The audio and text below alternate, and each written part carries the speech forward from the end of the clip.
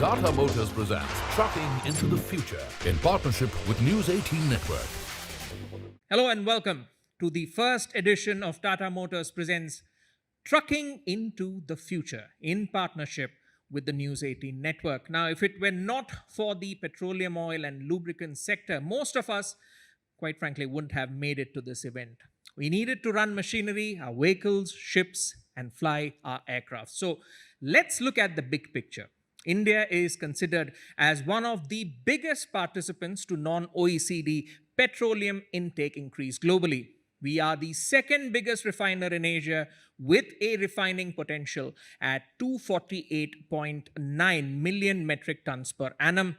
Petroleum, oil, and lubricants account for 15% of our exports, while we import 85% to meet our domestic needs. The POL industry is also working towards cutting fuel emissions and achieving fuel economy benefits. Now, with the government's push to Bharat 6 compliance, the POL industry too has used technology to meet the required standards. So, what's left? Well, there is a big challenge. One major challenge the industry faces is with logistics, as it adds a huge cost to the crude price in addition to staples and taxes. So, in this exchange of ideas that we are about to have, we'll try and find the answers to all these challenges and gain some insights into the future of logistics in the POL industry.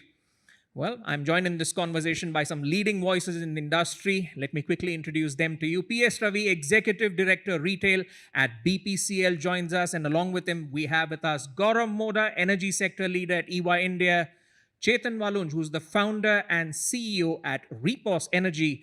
And finally, V. Sitapati, Vice President and Head of the Product Line Medium and Heavy Commercial Vehicles at Tata Motors. Thank you everyone for joining us in this very interesting exchange of ideas. So we'll start with the big picture, Mr. Ravi. In these past two very interesting years that we have seen, what are some of the biggest transformations that has caught your attention, and especially in terms of resilience, where do you see taking your organization forward? Certainly, this year so far has been pretty good for the oil industry, and particularly for our company, Bharat Petroleum. As you rightly said, in the month of June, we have seen that the petrol has grown significantly higher. We are clocking a growth of about 15%, and diesel for the first time after a couple of years has crossed the pre-COVID levels, and we are growing at around 3.5%. The ratio of petrol to diesel used to be 1:3.5. It has now become 1:2.5, thanks to e-commerce, thanks to door delivery expectation from the consumers. These are the big level changes which has happened. All right, the big level changes. Let's see how the medium and heavy commercial vehicle segment responds to that in terms of what's happening that you see, market share, performance in the POL segment for medium and heavy commercial vehicles, Mr. Sitapati. What would be your assessment? As Ravi rightly put it, the industry is growing. Post-pandemic, the recovery is happening. As he said rightly, we have reached the pre-COVID level of penetration and consumption. More kiloliters per truck has been supporting the growth. Second is, there is a demand for improved profitability.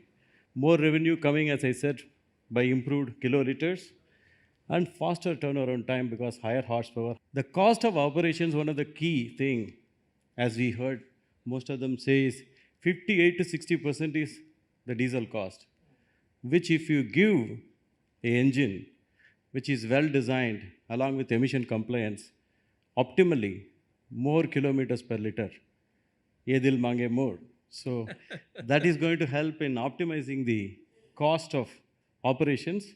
Therefore, the fleet owners, the people who are moving the petroleum, oil and lubricants across the country, because the secondary market is primarily driven on road, very less support from rail and sea.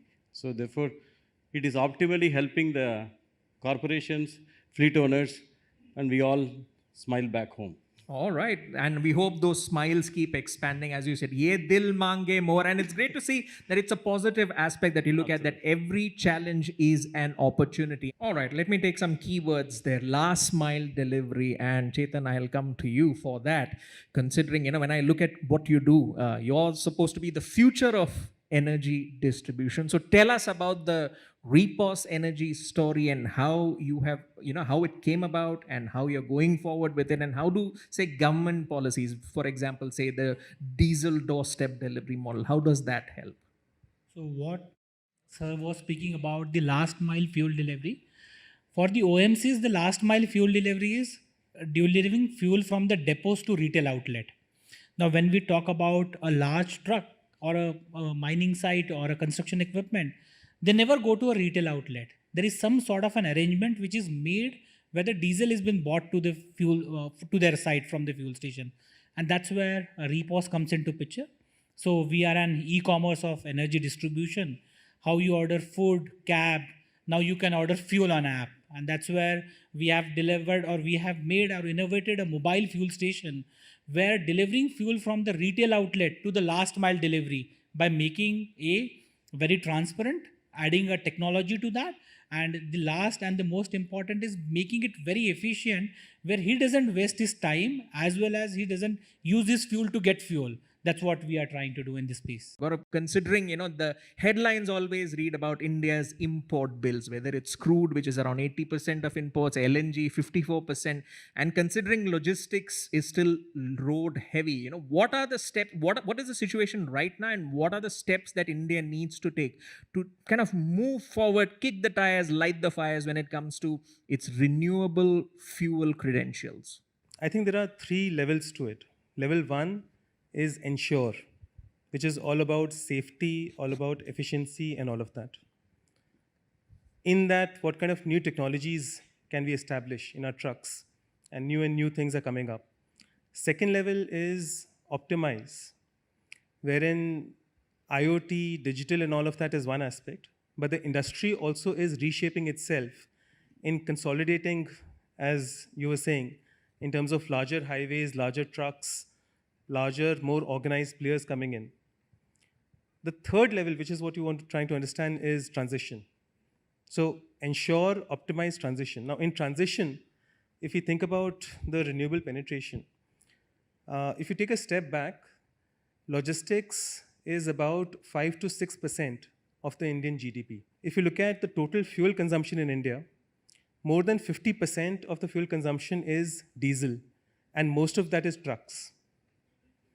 We have so many conversations about EVs and CNG, CGD, all of this essentially amounts to 20% petrol, where all that impact will be. You're talking about 55% of the country's fuel consumption can transition. The sector overall is looking at sort of sustainable fleet management and sustainability overall.